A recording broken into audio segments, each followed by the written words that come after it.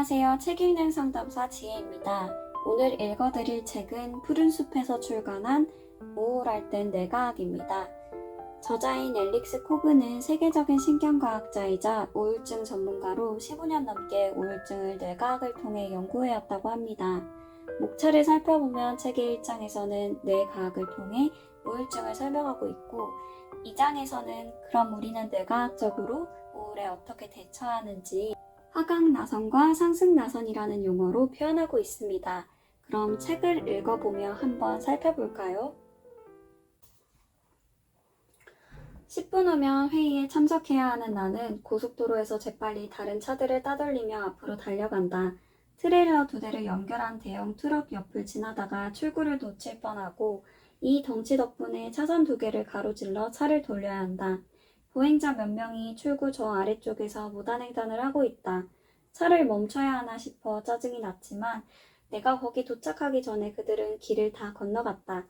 세 블록을 지나 목적지에 거의 도착했다. 좌회전 한 번이면 된다. 시간 안에 도착할 수 있겠어. 근데 반블록 떨어진 곳에서 파란불이 노란불로 바뀌더니 천천히 피피 빨강으로 바뀌는 게 아닌가. 야잇, 오라질, 젠장. 그리고 더 흥미로운 온갖 단어가 줄줄이 이어진다. 지각할 것 같을 땐 왜 항상 세상에서 가장 긴 빨간불에 잡혀있는 것처럼 느껴질까? 물론 거대한 화물 트럭과 보행자가 진로를 방해할 수 있다. 그런데 진짜 해야 할 질문은 왜 내 출구는 출구를 놓칠 뻔하게 만든 큰 트럭에만 초점을 맞추고 도로에 다른 차량이 거의 없었다는 사실에는 관심을 두지 않는 걸까? 왜 나는 실제로 진로를 방해하지 않은 보행자들에게 짜증을 낸 걸까? 나는 왜 마지막 순간 빨간불이 켜진 것만 알아차리고 방금 파란불을 3번이나 통과했다는 사실에는 주의를 기울이지 않았을까? 온 세상이 작당해 나를 골려먹는 게 아닌가 싶을 때도 있다. 인생에는 왜 이렇게 실망스러운 사건과 놓친 기회와 가혹한 환경만 있는 걸까 싶게 말이다. 어쩌면 당신은 항상 그렇게 느낄지 모른다. 그런데 말이다. 그건 모종의 우주적 음모가 아니라 그냥 뇌 회로의 부산물일 뿐이다. 뇌에는 무엇에 주의를 기울이고 무엇을 무시할지 판단하도록 도와주는 회로가 있다. 이 주의 회로에는 감정 회로의 영향을 받기 때문에 우리 뇌는 감정적인 사건에 더 주의를 기울이게끔 되어 있다. 어느 정도는 의식적으로 통제할 수 없지만 대부분은 자동적이고 무의식적으로 이루어진다. 흥미롭게도 감정회로는 부정적인 것에 의해 더 쉽게 활성화된다. 이는 대부분의 사람이 한 가지 부정적인 사건을 경험하면 긍정적인 사건을 아주 많이 경험해야만 둘이 겨우 비기는 정도가 된다는 말이다. 게다가 어떤 사람의 뇌는 자동적으로 부정적인 면에 초점을 맞추는데 그런 사람들은 우울증에 빠질 위험이 훨씬 크다. 그들의 뇌는 고통, 상실, 실수 때문에 치러야 할 감정적 대가 쪽으로 편향되어 있으며 과거의 기억과 미래의 기대를 자주 왜곡한다. 우울증 상태에서는 이러한 뇌의 부정 편향이 상황을 실제보다 훨씬 더 나쁘게 인식하도록 만든다. 솔직히 현실은 보이는 것보다 더 낫다. 당신의 인간관계는 그만큼 엉망이 아니고 당신이 하는 일은 그렇게 무의미하지 않으며 당신의 능력은 당신의 생각보다 훨씬 뛰어나다. 남보다 더 감정적인 뇌. 나무 의자, 볼펜, 사과 이런 것들이 담긴 사진을 볼 때 뇌는 그다지 강하게 반응하지 않는다. 그러나 나에게로 향해 있는 총 사진을 보면 그저 사진에 지나지 않음에도 우리의 편도체는 즉각 맹렬히 내달린다. 그런 사진에는 감정이 실려 있고 사람의 뇌는 단순한 사실 정보보다는 감정적 정보에 더 많은 주의를 기울이도록 배선되어 있기 때문이다. 주의 회로는 감정 회로에 영향을 미치고 감정 회로는 주의 회로에 영향을 미친다고 밝혀졌다. 모든 사람의 뇌가 그렇기는 하지만 우울증이 있는 사람, 심지어 우울증에 걸릴 위험이 있는 사람에게서 그러한 경향이 훨씬 더 강하게 나타난다. 감정회로와 주의회로의 상호작용에는 편도체와 전방대상 피질 두 영역이 특히 큰 영향을 미친다. 중요한 사실은 두 영역이 서로뿐만 아니라 각각 전전두 피질과 긴밀하게 의사소통한다는 점이다. 이게 무슨 말이냐 하면 뭔가가 이 중 한 영역에만 영향을 미쳐도 전체 회로를 변화시키고 세계에 대한 감정적 인식에까지 영향을 줄 수 있다는 뜻이다. 사람의 뇌가 감정 정보에 자동적으로 반응한다는 또 다른 예는 스위스에서 실시한 한 연구에서 나왔다. 연구자들은 화난 목소리와 침착한 목소리를 녹음해 실험 연구자들에게 들려주었다. 여기서 흥미로운 점은 두 목소리를 왼쪽 귀와 오른쪽 귀에 동시에 들려주었다는 점이다. 그리고 참가자들에게 왼쪽 귀 또는 오른쪽 귀에 들리는 소리에만 집중하라고 지시했다.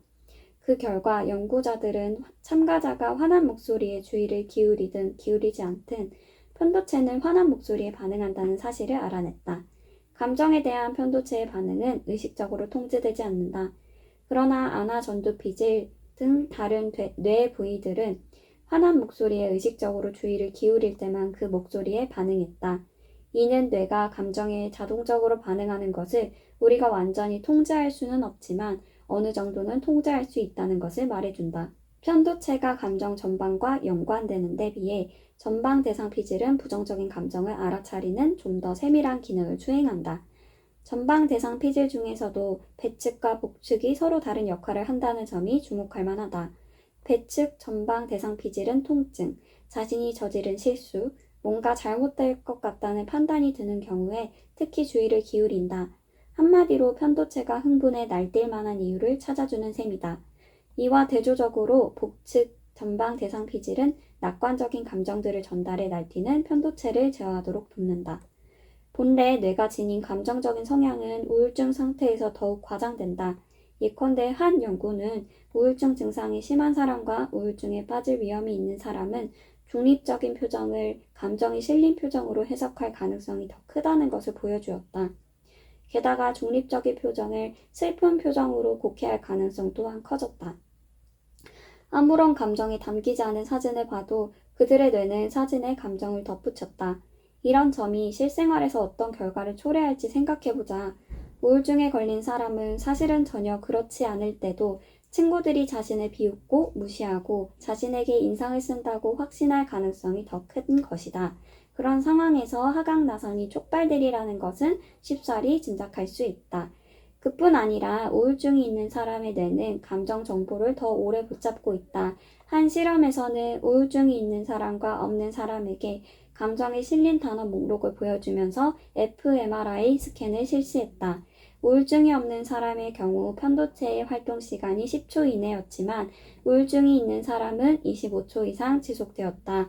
편도체가 오랫동안 감정에 매달려 있다면 침착하고 합리적이기 어려울 것이 분명하다.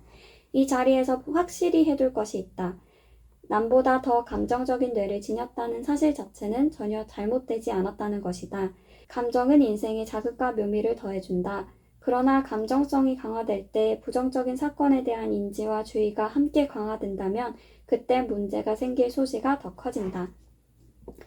불행히도 사람의 뇌는 부정적인 일에 더 강렬하게 반응한다. 아무래도 부정적인 사건이 긍정적인 사건보다 무게감이 더 큰 모양이다. 5달러를 잃어버렸을 때 느끼는 짜증이 5달러를 찾았을 때 느끼는 기쁨보다 더 크다. 한 친구에게 못생겼다는 말을 들은 충격은 다른 친구가 예쁘다고 말해주는 것 정도로는 상쇄되지 않는다. 긍정적인 사건과 부정적인 사건의 비대칭적인 반응을 보이는 이유는 뇌가 감정을 처리하는 방식에 있다. 부정적인 사건은 내측 전전두 피질에서 훨씬 활발한 자기참조 활동을 유발하고 내장 감각 감지를 담당하는 섬엽의 활동을 증가시킨다. 그리고 편도체와 해마에서도 감정적인 반응을 이끌어낸다. 이러한 뇌의 활동의 변화는 우리가 부정적인 사건을 더 개인적인 일처럼 경험하고 더 깊이 느낀다는 것을 암시한다. 이 모든 것이 뜻하는 바는 행복하게 일상을 살아가려면 부정성에 대한 긍정성의 비율이 그만큼 높아야 한다는 것이다. 상당량의 연구로 밝혀진 바에 따르면 그 비율은 3대1이다. 친구에게 부정적인 평을 하나 들었다면 긍정적인 평을 3가지는 들어야 하고 일을 하다가 한 가지 손실을 보았다면 3번은 이득을 보아야 한다. 물론 모든 사람이 다 똑같지는 않다. 3대1의 비율은 평균치일 뿐이다. 어떤 사람은 2대1로 충분하지만 상실과 실망을 더 절절히 느끼는 사람은 긍정성의 비율이 더 높아야 할 것이다. 게다가 자기에게 일어난 긍정적인 일을 뇌가 깡그리 무시해버린다면 그 비율은 더욱더 높아야 한다.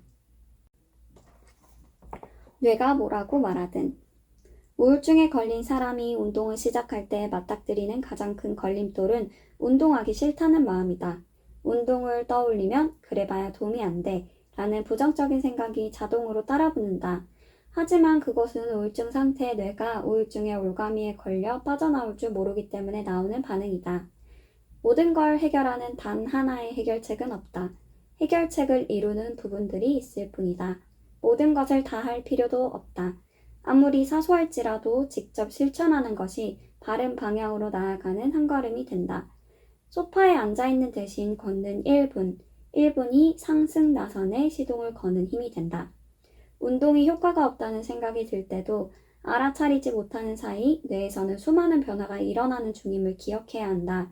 회로들을 조정하고 유익한 신경화학 물질을 분비하며 스트레스 호르몬을 줄인다. 그러니 지금 하고 있는 일이 정말 기분을 나아지게 하는 걸까? 하는 걱정은 접어두라. 이제 기분이 좀 나아진 건가? 라고 묻는 것도 그만두어라. 그냥 자신의 삶을 살아간다는 과제에만 몰두하라. 이미 시도해봤는데 소용이 없었어 라고 생각할지 모른다. 그러나 뇌 같은 복잡계에서는 동일한 행동의 시기에 따라 다른 반응을 유발할 수도 있다. 교통 상황 변화와 비슷하다. 금요일 러시아워에 도로를 수리한다면 교통정체가 생기겠지만 토요일에는 같은 공사를 하더라도 통행 속도가 느려지는 일은 거의 일어나지 않는다. 인생의 한 시기에 도움이 되지 않았다고 해서 언제나 도움이 되지 않는 것은 아니다. 하지만 난 그런 건 못해. 운동을 거부할 때 흔히 하는 말이다. 일주일에 3번씩이나 헬스장에 가는 건 도저히 못해. 그러면 일주일에 한 번만 가라. 그래도 난 마라톤은 할 수 없어. 그러면 1km만 달려라. 난 달리기는 못하는데. 그러면 걸어라. 못하는 일에 초점 맞추기를 그만두면 자기가 어떤 일을 할 수 있는지 알고 놀라게 될 것이다. 우울증에 걸린 뇌는 아마 포기하라고 말할 것이다.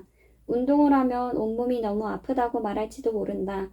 의견은 고맙게 잘 들었다고 대답하고 이제 걸으러 나가자. 이미 우리는 습관이 반복으로 만들어진다는 사실을 안다. 그러나 다시 한번 말하자. 습관은 반복에 의해 만들어진다. 그런데 어떤 행동은 다른 행동에 비해 조금만 반복해도 습관이 된다. 도파민을 더 많이 분비하게 만드는 활동이 그렇다. 안 됐지만 대개는 나쁜 습관이 더 많은 도파민을 분비시키므로 이런 활동은 그리 자주 하지 않아도 쉽게 버릇이 든다. 담배를 피우면 측자액에서 도파민이 많이 분비된다. 그러므로 담배를 많이 피우지 않아도 흡연은 금세 습관이 된다. 이와 대조적으로 치실을 사용할 땐 도파민이 그리 많이 분비되지 않으니 치실질을 습관으로 만들려면 아주 오랫동안 매일 훈련해야 한다. 새로운 습관을 들이려면 처음에는 물론 노력을 해야 한다. 언제나 헬스장에 가고 싶거나 늘 침착함을 유지하거나 친구를 만나러 가고 싶어지는 것은 아니다. 그것은 아직 선조체 안에서 제대로 연결이 확립되고 강화되지 않았기 때문이다. 새로운 습관이 자리를 잡으려면 전전도 피질이 개입해야 하고 그러려면 정신적인 노력이 필요하다. 우울증 상태에서는 더 많은 노력이 필요하다. 반가운 사실은 배축 선조체가 반복에 잘 반응한다는 것이다. 우리가 어떤 활동을 하고 싶어 하는지 하기 싫어하는지에 상관없이 그 활동을 반복할 때마다 배측 선조체에 더 깊이 새겨진다. 처음 몇 번이 가장 어려운데 그때는 아직 전전도 피질에 의지해야 하기 때문이다. 그러나 일단 과감하게 밀어붙여 그 장벽을 넘으면 행동의 부담은 의식적으로 노력해야 하는 전전도 피질에서 무의식적으로 소홀하게 할 수 있는 배측 선조체로 넘어간다. 영국에서 실시한 2가지 연구가 나쁜 습관을 고치는 기발한 방법을 찾아냈다. 묘수는 바로 자기 긍정이다. 진부하게 들릴지는 모르겠지만 결과는 부인할 수 없다. 첫 번째 연구는 흡연자를 대상으로 한 설문 연구였다. 대조군에 속한 사람들에게는 아이스크림 중에서 초콜릿 맛이 제일 맛있나요? 처럼 의견을 묻는 질문을 무작위로 던졌다. 자기긍정 그룹에 속한 사람들에게는 자신의 가장 좋은 부분에 초점을 맞추도록 하는 질문을 던졌다. 당신에게 상처 준 사람을 용서해 준 적이 있나요? 라든가 다른 사람의 감정을 배려한 적이 있나요? 같은 질문이었다. 그렇다고 대답하면 더 자세히 이야기해달라고 요청해 긍정적인 특정에 주의를 기울이도록 유도하였다. 그런 다음 2 그룹 사람들 모두에게 담뱃값에 적힌 흡연이 건강에 미치는 부정적인 효과를 읽게 했다. 이 연구 결과 자기긍정 그룹에 속한 흡연자들이 담배를 끊겠다는 의지를 더 강하게 보였고 실제로 금연 방법을 알아본 비율도 더 높았다. 중요한 점은 자기긍정 효과가 담배를 가장 많이 피우는 흡연자에게서 가장 강하게 나타났다는 점이다. 이는 가장 나쁜 상태에 있는 사람은 작은 자기긍정만으로도 큰 효과를 얻을 수 있음을 의미한다. 두 번째 연구는 첫 번째 연구와 비슷하게 구성됐는데 다만 참가자들에게 건강한 식습관의 혜택에 대한 정보를 제공했다는 차이가 있었다. 이 연구에서는 연구가 끝난 후 한 주 동안 자기긍정 그룹이 대조군에 비해 과일과 채소를 의미 있는 차이가 날 만큼 더 많이 먹었다. 두 연구는 자기의 긍정적인 특징에 대해 생각하면 습관을 바꾸기가 더 쉬워진다는 것을 보여준다. 멋진 일이기는 하지만 여기에는 과연 어떤 신경과학적 근거가 있는 걸까? 우리는 다른 연구들을 통해 행복한 기억이 세로토닌을 촉진한다는 사실을 알게 되었다. 자신을 긍정적으로 돌아보는 일에도 이와 유사하게 세로토닌 활동을 증가시키는 효과가 있는 것 같다.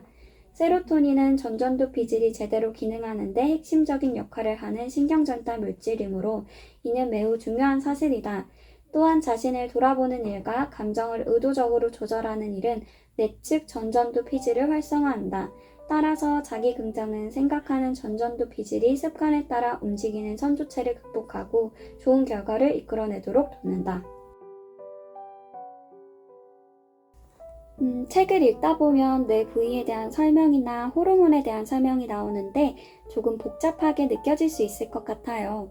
용어가 좀 어렵기는 하지만 이 책을 읽어야 되는 이유라면 우울증에 대해서 뇌과학적으로 이해해 볼 수 있는 기회가 있다는 점, 그리고 우울의 하강나선에서 벗어나서 상승나선으로 이동하기 위해 우리가 해야 하는 다양한 활동들, 운동이나 잘 자는 것, 감사하는 것, 대인관계 등을 왜 해야 하는지 뇌과학적으로 설명해주고 있기 때문이 아닐까 싶습니다. 만약 우울한 친구가 있다면 이 책을 읽어보는 게 많은 도움이 될 것 같아요. 그리고 만약 이 책을 읽기조차 어려움이 있는 친구라면 가까운 병원이나 상담센터를 이용해보는 것도 꼭 추천할게요. 우울할 땐 뇌과학이었습니다.